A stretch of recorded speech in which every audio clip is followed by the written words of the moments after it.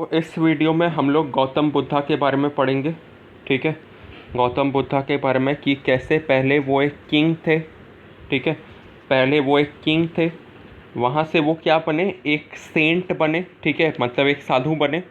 और फिर उसके बाद उन्होंने हमें क्या क्या सिखाया, उनके टीचिंग्स के बारे में पढ़ेंगे। ठीक है, इस चैप्टर में हम लोग इन तीन चीज़ों के बारे में पढ़ेंगे। तो फिर सीधा स्टार्ट करते हैं चैप्टर से। ठीक है, तो फिर गौतम बुद्ध तो उनका नाम बाद में पड़ा, जब वो सेंट बन गए, जब वो साधु बन गए, उसके बाद उनका नाम गौतम बुद्ध पड़ा। ठीक है, पहले उनका नाम क्या था? पहले उनका नाम था प्रिंस सिद्धार्थ। ठीक है, पहले उनका नाम था सिद्धार्थ।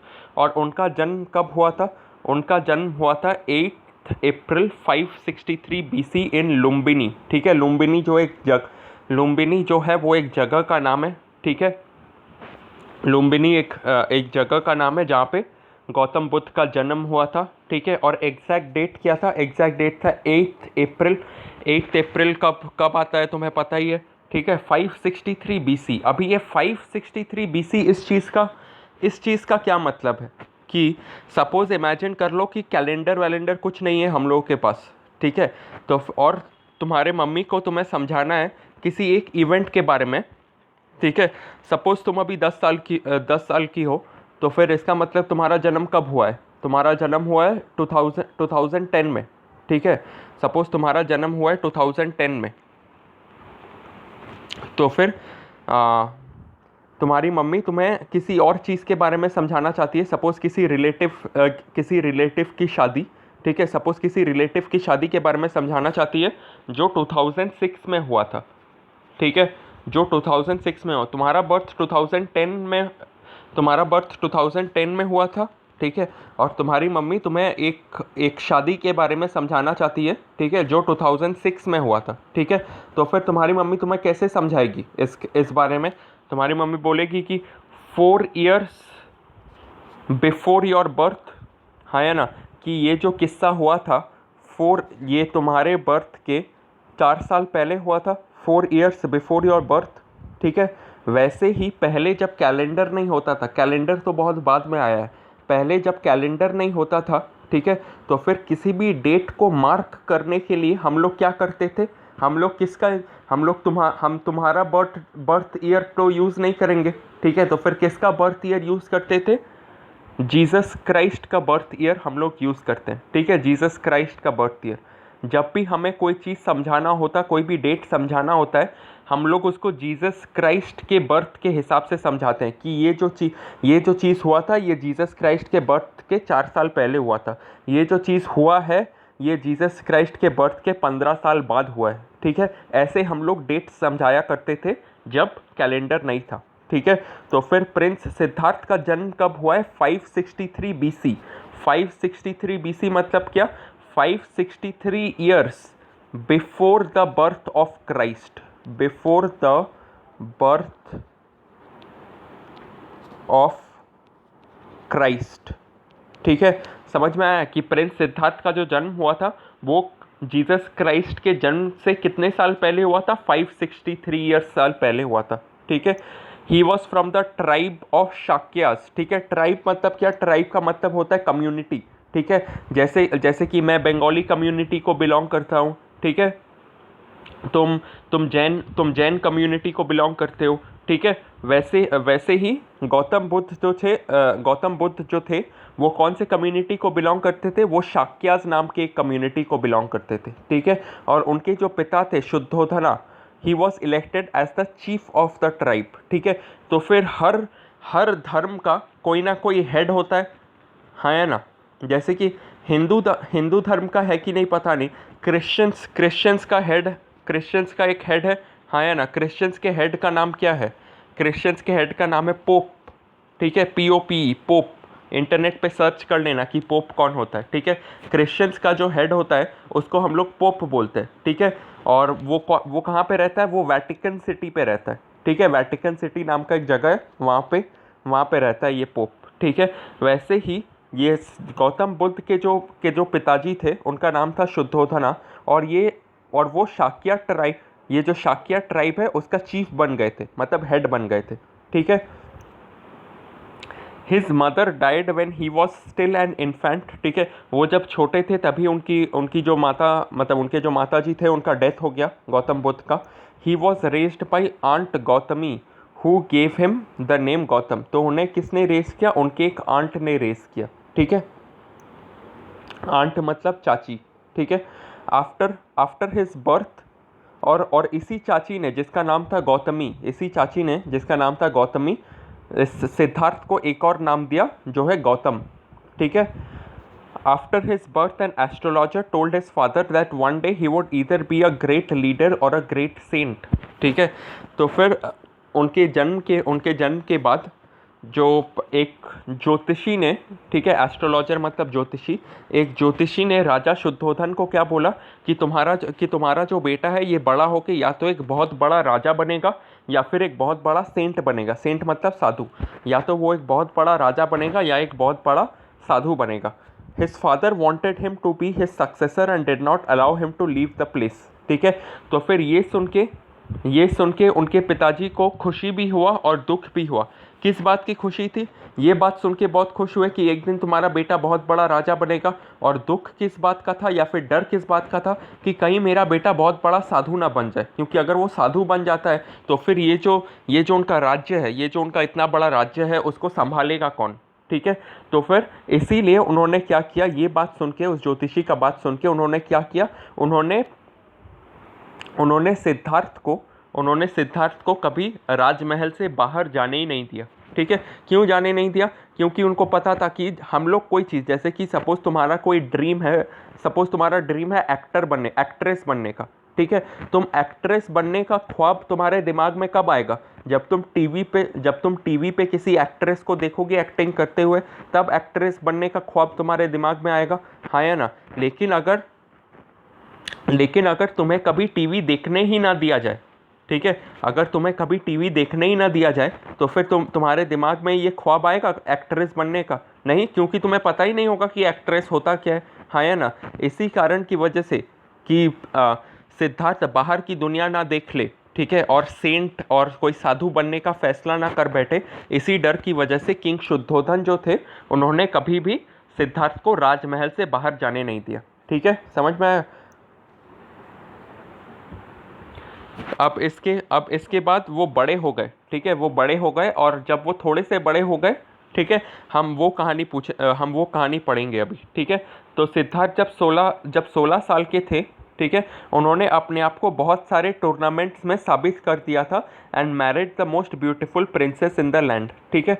तो फिर सिद्धार्थ जब तक वो जैसे जैसे बड़े हुए, ठीक है, वो मतलब बहुत सारी चीज़ों में अच्छे होने लगे, तलवारबाजी या फिर तीर चलाना, और जिस भी टूर्नामेंट में जाते थे इन सब चीज़ों का प्रतियोगिता होता है, कंपटीशन होता है, तीर चलाने का कंपटीशन, तलवारबाजी का कंपटीशन, ठीक है, जिस भी कंपटीशन में जाते थे वहाँ पे जीत के आते थे, ठीक है। और ऐसे ही किसी कंपटीशन में उन्होंने किसको जीता, उन्होंने अपनी वाइफ यशोधरा को जीता, ठीक है, जो बहुत खूबसूरत थी, ठीक है। One day he decided to visit the nearby town. On his visit, he saw an old man followed by a sick man and a dead man. ठीक है. Finally, he saw a sage who was sitting calmly, unbothered by the suffering around him. ठीक है. तो फिर एक दिन वो पास के एक शहर में गए. ठीक है, पास के एक शहर में गए. तो फिर अभी पहली बार वो निकल रहे हैं वो पैलेस राजमहल से बाहर. ठीक है. तो फिर उन्होंने सबसे पहले क्या देखा, सबसे पहले एक बीमार आदमी को देखा. ठीक है, उसके बाद एक मरे हुए आदमी को देखा. नहीं, सबसे पहले उन्होंने एक बूढ़े आदमी को देखा, फिर उसके बाद एक बीमार आदमी को देखा, और फिर उसके बाद एक मरे हुए आदमी को देखा. ठीक है, और फिर आखिर में एक साधु को देखा. ठीक है, तो फिर पहले 3 लोगों को देख के उन्हें बहुत दया आया. ठीक है, बूढ़ा आदमी मतलब बुढ़ापे में लोगों को बहुत सारी तकलीफ़ें होती है, चलने में तकलीफ़ होती है, बात करने में तकलीफ़ होती है. ठीक है, और बीमार आदमी में भी बहुत सारी तकलीफ़ें होती है, हाँ या ना. बीमार आदमी ठीक से खा पी नहीं सकता, ठीक से बात नहीं कर सकता, ठीक से बैठ नहीं सकता. ठीक है, और मरा हुआ आदमी को देख के भी उन्हें बहुत दुख हुआ. ठीक है, तो फिर ये चीज़ उनके मन को खाए जा रहा था कि इस पूरे दुनिया में कितना दुख और दर्द है. ठीक है, फिर लास्ट में उन्होंने किसको देखा, लास्ट में उन्होंने एक साधु को देखा. ठीक है, साधु को देख के उन्हें क्या लगा कि ये जो साधु है ये बड़ा काम है. ठीक है, काम मतलब ठंडे दिमाग से बैठा हुआ है, unbothered by the suffering around him. और मुझे इतना दुख और दर्द हो रहा है इन सब ये मरे हुए आदमी को देख के, बूढ़े आदमी को देख के, मुझे बहुत दुख और दर्द हो रहा है, ठीक है, लेकिन इस साधु को तो कोई दुख और दर्द नहीं हो रहा, इसका लाइफ तो सबसे बेहतर है, ठीक है। तो फिर इसका लाइफ तो सबसे बेहतर है, उनके मन में ये सोच आ गया, ठीक है। उन्होंने जाके साधु से पूछा,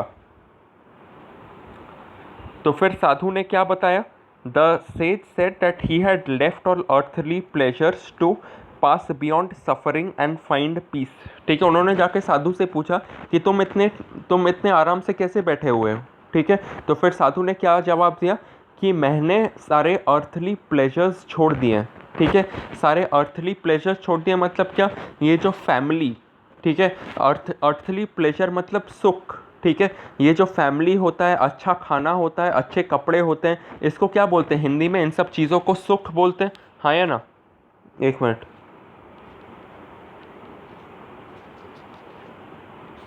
ठीक है, इसको हिंदी में सुख बोलते हैं, हाँ या ना।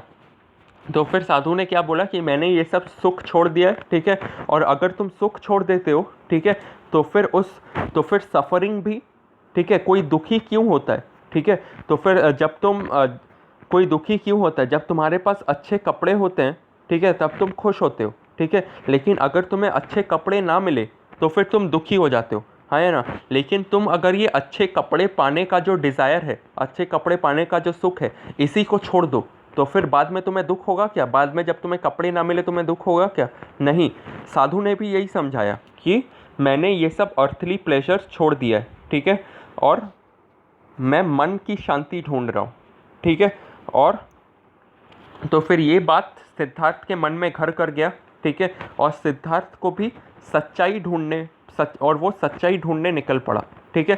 सच्चाई ढूंढने निकल पड़ा मतलब क्या, कि ये कैसे होता है कि कोई सफ़र बिना किसी सफरिंग के रह रहा है, ठीक है, या फिर पूरी दुनिया की जो सच्चाई है, ठीक है, ये ढूंढने के लिए सिद्धार्थ निकल पड़ा। One night, determined to find the truth behind human suffering, he left the castle and became a hermit, ठीक है। तो फिर एक रात, One night, determined to find the truth, he left the castle and became a hermit, ठीक है। तो फिर एक रात उन्होंने क्या डिसाइड किया कि अब मैं सच्चाई ढूंढ के ही रहूँगा, ठीक है। और उन्होंने क्या किया, अपना राजमहल छोड़ दिया और क्या बन गए, एक साधु बन गए। हर्मिट मतलब साधु, ठीक है। सिद्धार्थ ने राजमहल क्यों छोड़ा, क्योंकि उन्हें इस सवाल का जवाब चाहिए था, कि दुनिया में इतना दुख दर्द क्यों है, ठीक है। दुनिया में इतना दुख दर्द क्यों है, इन सब चीज़ों की वजह क्या है, उन्होंने इसीलिए राजमहल छोड़ दिया था, ठीक है। तो इन सवालों के जवाब को ढूंढते हुए वो बहुत दर दर भटके, ठीक है। किसी भी साधु के साथ ऐसा नहीं होता कि आज वो अपना घर वर छोड़ देता है, ठीक है, और कल ही उसको अपने सारे सवालों का जवाब मिल जाएगा। किसी के साथ भी ऐसा नहीं होता है, बहुत सारा टाइम देना पड़ता है, नॉलेज लेना पड़ता है, ठीक है, उसके बाद वो एक्चुअल में एक साधु बनता है, हाँ या ना। तो फिर गौतम बुद्ध भी अपने जो सवालों का जवाब पाने के लिए इधर उधर भटकते रहे, ठीक है। तो फिर एक दिन थक के चूर होने के बाद वो कहाँ पे जाके बैठे, एक पीपल ट्री के नीचे जाके बैठे, ठीक है। तो फिर पीपल ट्री के नीचे जाके बैठने के बाद उन्होंने क्या किया, उन्होंने प्रण लिया, ठीक है। प्रण लिया मतलब क्या, ये डिसाइड कर लिया कि जब तक मुझे अपने सवालों का जवाब नहीं मिल जाएगा तब तक मैं यहाँ से उठूँगा नहीं, ठीक है। और वो बोधि ट्री के नीचे मेडिटेशन करने लगे, ध्यान करने लगे, ठीक है। वो उस पीपल ट्री के नीचे ध्यान करने लगे, ठीक है। After a few days he had finally found the answers to the mysteries of life and death. और कुछ दिनों के बाद वो कुछ दिनों तक वहीं पे बैठे रहे, वहीं पर ध्यान करते रहे, मतलब मेडिटेशन करते रहे, और फाइनली कुछ दिनों के बाद उन्हें अपने सारे सवालों का जवाब मिल गया, ठीक है। एक चीज़ जो मैंने यहाँ पे छोड़ दिया वो ये है कि वो जो ट्री था वो बहुत फेमस है, ठीक है, क्योंकि उसी ट्री के अंदर गौतम बुद्धा जो आगे जाके इतने बड़े रिलीजियस लीडर बने, ठीक है। बुद्धिज़्म को लोग उन्हीं से जानते हैं, ठीक है। तो फिर जिस ट्री के नीचे उन्हें अपने सवालों का जवाब मिला वो ट्री तो फेमस हो ही जाएगा, ठीक है। तो फिर वो उस ट्री का नाम क्या है, उस ट्री का नाम दिया गया बोधि ट्री, ठीक है।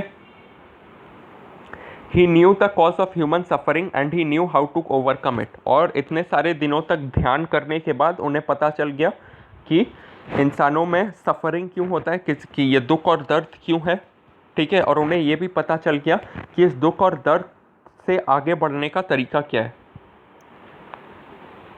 ही बिकेम बुद्धा, ठीक है। अब तक तो उनका नाम सिर्फ गौतम था, ठीक है, लेकिन उन्होंने बुद्धा ऐड कर दिया। बुद्धा का मतलब क्या है? Enlightened one. एनलाइटेंड वन मतलब क्या?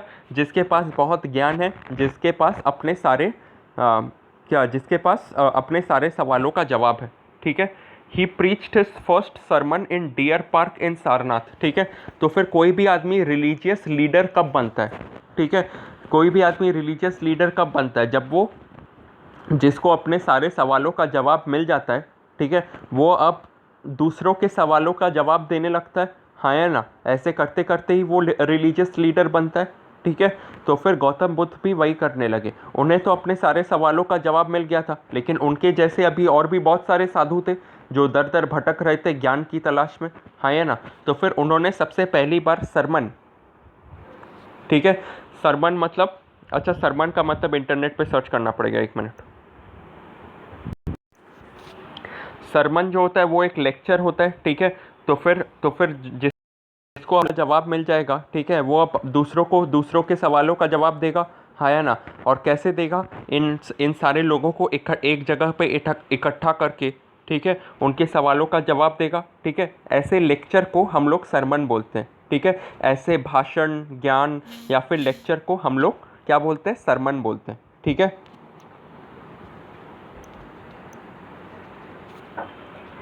और उन्होंने अपना पहला ये जो भाषण या सरमन था, उन्होंने कहाँ पे दिया? Dear park in Sarnath. Sarnath नाम का जो जगह है वहाँ पे एक डियर पार्क है, ठीक है, वहाँ पे दिया। He became the founder of the religion that is Buddhism. और उन्होंने एक नए धर्म को इन्वेंट किया। उस नए धर्म का नाम क्या था? उस नए धर्म का नाम था बुद्धिज़्म, ठीक है।